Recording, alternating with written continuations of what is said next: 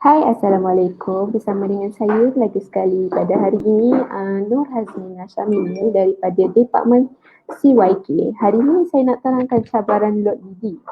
Memandangkan kita sekarang tengah famous sangat dengan urusan jual beli lot didi. Jadi saya nak terangkan apakah itu lot didi. Lot lidi adalah istilah yang digunakan oleh tuan punya tanah ataupun pemaju yang menjual tanah tersebut, di mana lot lidi tanah lot yang masih berstatus pertanian dan belum mempunyai geran individu dan berstatus bangunan. Tetapi tanah tersebut dijual sebagai lot bangunan hanya berdasarkan pelandakaran yang belum diluluskan pihak berkuasa tempatan. Dan seperti yang sedia maklum, lot lidi tidak terdapat dalam kanun tanah negara. Okey.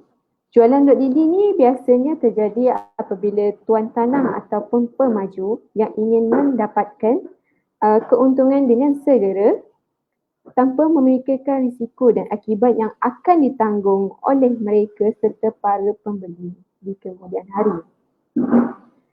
Tuan tanah atau pemaju akan melakukan jualan tanah lot tersebut dengan mengupah juru ukur tanah untuk membuat pecahan-pecahan lot banglo tanpa membuat permohonan dan kebenaran merancang dari pihak majlis daerah. Hanya dengan pelan ukur, pemaju atau pemilik tanah akan mula mengiklankan lot berkenaan dengan harga yang tidak masuk akal. Seperti yang kita nampak di medium-medium pengiklanan, contohnya yang paling senang kita tengok dekat Facebook yang satu lot 80k, 70k satu lot.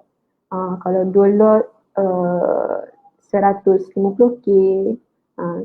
Kita tahu nak beli je tanah tu dan kita pun tak membuat semakan ataupun tanya siapa-siapa yang lebih arif tentang urusan jual beli tanah ni, dan kita pun terpedaya dengan mana-mana pihak yang menjual tanah lot tersebut. Ada pemaju yang jual, ada tuan tanah sendiri yang jual ataupun broker macam yang kita tahu. Okey. Bila kita dah beli tanah lot lidi ni, terdapat beberapa risiko yang perlu ditanggung oleh para pembeli lah. Okey, yang pertama ialah nama tiada di dalam geran.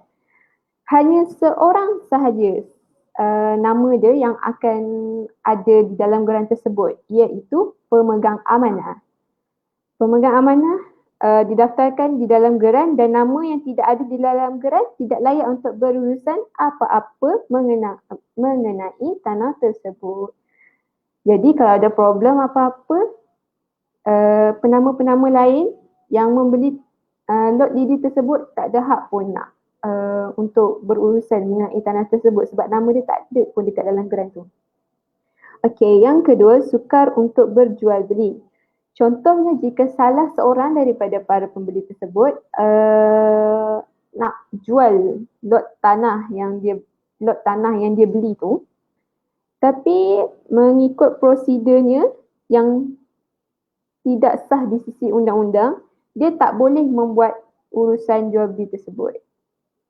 Di mana nama dia sebagai owner tak ada dekat dalam geran tu. Yang ada cuma pemegang amanah. Tu satu je nama yang ada dekat dalam geran tu. Okey? Okey, yang ketiga, kesalahan melanggar syarat tanah.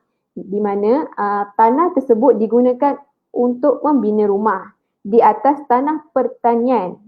Dan itu adalah satu kesalahan yang serius seperti yang termaktub di dalam Seksyen 125 Kanun Tanah Negara, di mana anda akan dikenakan denda atau tanah tersebut boleh dirampas oleh pihak yang berkenaan.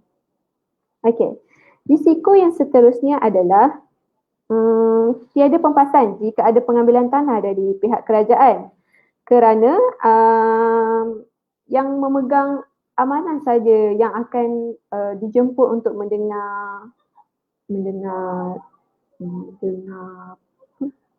top daripada pihak-pihak kerajaan yang nak ambil tanah tu semula. Jadi sebagai owner-owner lot yang lain tak boleh nak buat demikian apa-apa pun. Yang dapat duit tu pun pemegang amanah tu saja. Okey. Yang seterusnya, tanah tidak boleh diwariskan jika ada kematian yang berlaku. Nama pemilik lot lidi tersebut tidak didaftarkan di dalam geran. Jadi, waris-waris si mati tak ada hak untuk membuat pusaka terhadap tanah tersebut. Seperti yang kita tahu, nama pembeli tak ada pun dekat dalam tu, kecuali pemegang amanah. Dan apa-apa semua yang boleh berurusan pun hanyalah pemegang amanah tersebut. Okey. Jadi banyak lagi risiko yang akan ditanggung oleh para pembeli jika urusan jual beli tersebut diteruskan. Sebaiknya sebelum membeli, dapatkan khidmat dan nasihat dari sumber yang sepatutnya. Itu sahaja daripada saya pada hari ini tentang bahayanya pembelian lot lidi. Jika ada sebarang pertanyaan atau persoalan, boleh berhubung dengan lawyer kami atau WhatsApp. Kalau nak beli juga lot lidi ni boleh melalui peguam tak? Macam kita tahu, lot lidi ni tidak sah dalam di sisi undang-undang sebab memang tidak digalakkan untuk membeli lot lidi walaupun harganya murah. Lebih baik belilah tanah lot yang memang khas untuk pertanian sahaja, yang memang dah ada status individu. Okey, supaya tak ada risiko akan datang yang balik dekat kita. Tak ada siapa pun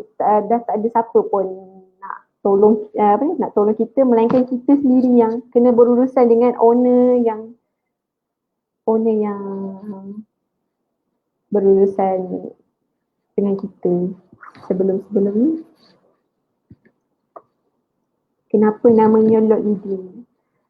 Sebab itu adalah nama yang diguna pakai oleh pemaju ataupun tuan punya tanah ataupun orang-orang awam dekat negara kita, dekat Malaysia, dekat sini, yang panggil dia lot lidi, memandangkan tanah tersebut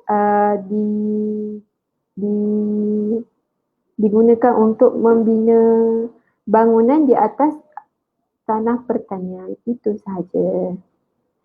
Sebarang pertanyaan boleh terus WhatsApp ataupun call lawyer kami ke talian 011-5559-5937. Okey. Lain daripada itu, di kesempatan ini saya ingin mengucapkan selamat menyambut Hari Raya Aidiladha, maaf zahir dan batin. Selamat menunaikan ibadah korban bagi yang mengerjakan ibadah korban. Semoga ibadah kalian diterima di sisi Allah. Okey, selamat raya semua. Terima kasih Farid. Semoga doa-doa yang baik berbalik kepada kalian. Sekian, terima kasih.